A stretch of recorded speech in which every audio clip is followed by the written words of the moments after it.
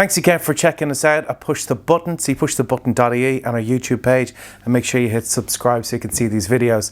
This is the lockdown series of videos where we're going to be chatting to people on how they're dealing with the coronavirus and how it's affecting their business as well, especially in the entertainment industry, as a lot of us are now out of work and have no way of actually getting an income to pay the bills, the mortgages and everything like that. So today we're going to be chatting to William Meara. You might know him from his travel blogs, from travelling all over the world. We'll have a little bit of a chat to him about that.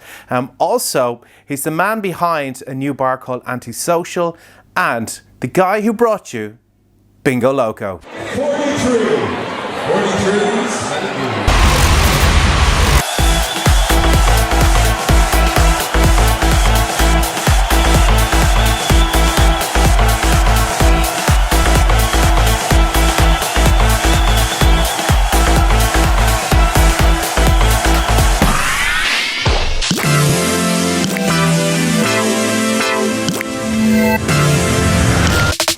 Will, how are you? I'm good. Seen better days, but look, everyone's kind of suffering at the moment. How are you? Yeah, I'm good. We've known each other for quite a bit now, going back to when you were in college and you were looking after Ents, and you would book me into DJ for you.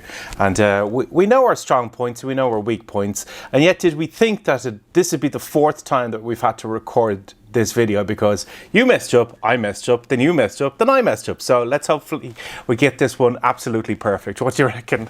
Well, look, this is the nature of trying to do everything remotely, right? Otherwise we'd probably be in a studio somewhere as per usual.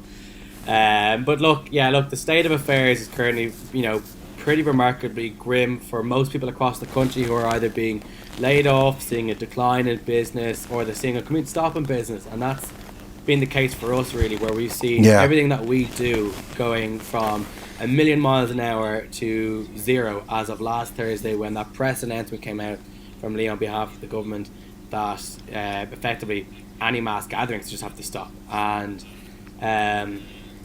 we do about 550 events, both in the private sector and public facing in Ireland a year.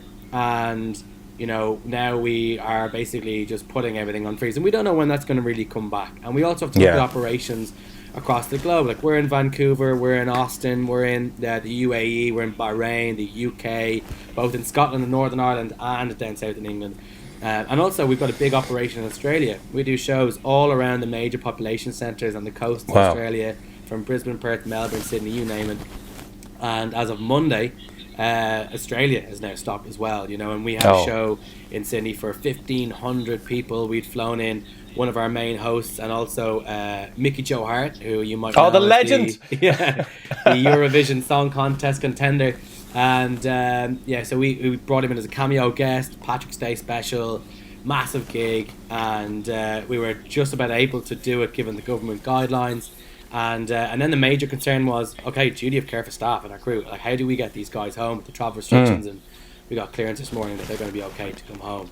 So it's now our staff are kind of working around the clock, responding to 9,000 ticket holders who are kind of going, right, so is our event going ahead this weekend, the next weekend? Like, when are they going to go ahead? When can we reschedule our tickets to? And we're doing everything to try and control the flow of tickets to a period that we, I guess, forecast to be a safe place to put it. But talking to some of the biggest promoters, around the world at the moment, around the clock, no one really knows. We're all kind of in limbo, wondering, when is this going to die down? What's the safest place to do it? And looking at how, cash flow is just going to zero. And we've got a lot of contractors who depend on us for a full-time living, but right now there's no gigs for people to event manage at, no gigs to MC at, no dancers, no DJs. We're all in the mess, really, and it's about kind of managing that and trying to do something good at a time when, everything's pretty shit. What do you reckon is going to happen when it comes down to having to, because you've just taken out, I would say, a massive lease on a new bar as well in Dublin city centre, Antisocial. So, like, you just opened that in January, which is obviously a brave time of the year to open a bar anyway, but you've got the lead up to St. Patrick's Day. But how do you reckon the banks are going to deal with us, especially like mortgage holders, anybody with car loans or anything like that, who aren't able to go out and work? What do you reckon is going to happen there? Do you reckon they'll put a freeze on it? Look, I think it's a really interesting scenario, and a lot of people are saying that Leo's playing a blinder, and he's playing a blinder, doing good press releases and saying the right things, but I think it's going to be very interesting to see what actually rolls out. Will they freeze mortgages? Will there be encouraging landlords to freeze rents? Will there be incentives for people to do that, to help people in the long run? Will businesses who have to close and have to suffer for the safeguard of the society as a whole, will there be tax incentives or reliefs for them? Will there be reliefs for employers?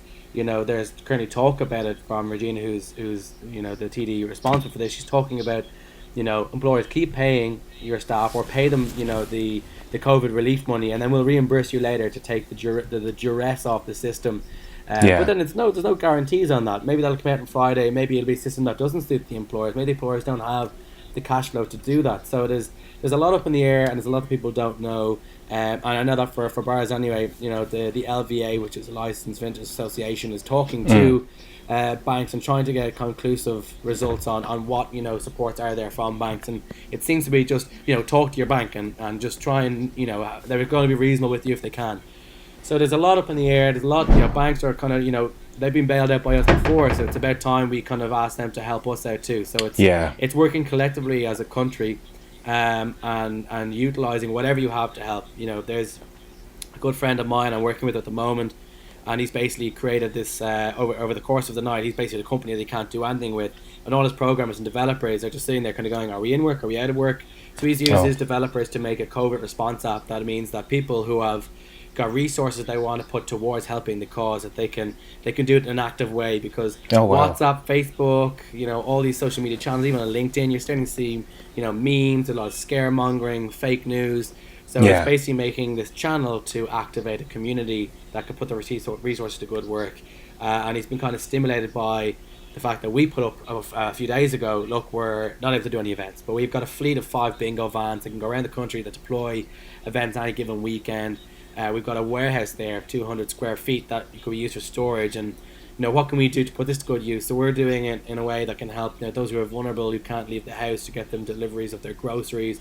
We're talking to Alone and other charities about helping those in the right way, making sure that we're doing it in a constructive way. And I think you'll see now businesses who will sit back and cry that it's sad, and they'll buy 10 Xbox games and sit at home and catch up on writing some blogs. Or you'll see businesses who go, right, yes, it's at a standstill, but what can I do with my resources and get out there and do something good? We saw Chopped had a load of leftover food, and they're going around helping the homeless and feeding them, and going to the hospitals and going to A&E and feeding the nurses who are, and doctors who are, working around the clock, and other emergency medical staff as well are being overworked at a time like this. And it's nice to see.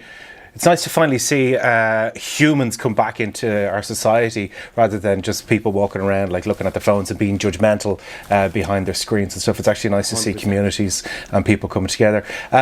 You also, you're one of your biggest things that you're known for is traveling around the world and going to unusual places, even behind enemy lines, as they might say. And that's all obviously going to be put to a halt now. So on a personal level, how are you feeling about it? Look, a lot of these countries are on lockdown, and when I go travelling, I make friends in these countries, and after being to over 75 of them, and having come from a background of adventure travel and organising adventure tours to places like Pakistan, I get a real broad spectrum, first-hand view through these people rather than just the media. And right now in Erbil, in the capital of the north of Iraq, you're seeing, in Kurdistan, you're seeing everyone on lockdown, and people in their apartments playing music from the balconies, and taking Italy's lead. Also seeing my friends in Pakistan who are, currently on lockdown as well, and, they're going around doing food drops. People are actually at home making meals and going around and dropping it around to doors so neighbours don't have to go out fending themselves. So it's great to see that, humanity can step in and compassion can take over, and we can be empathetic towards each other. Whereas you compare that to a friend of mine who put a picture up the other day of people queuing up outside a gun store in America. In case rations or things go into chaos, people are basically going and arming themselves. So it's interesting to see how different countries around the world tackle a time of crisis, and I think in the long run we'll see the nations who are more honourable and stand above the rest. Yeah, okay. Well, listen, to you and your staff and your family, I hope you all stay safe and well and healthy, and we'll all catch up together and we'll hug when this is all over and done with. Thanks so much for taking the time out and chatting to us. Antisocial. Yes, definitely, man. All right, listen, look after yourself. Take care, Cheers, Stephen. buddy. Best luck to you too. Will is an absolute gent. Make sure you check out all the links for what he's involved in below. If you'd like to see more videos, make sure you hit subscribe, and we'll have another video for you in the next day or two. And I hope you like these. It's The Lockdown on Push the Button.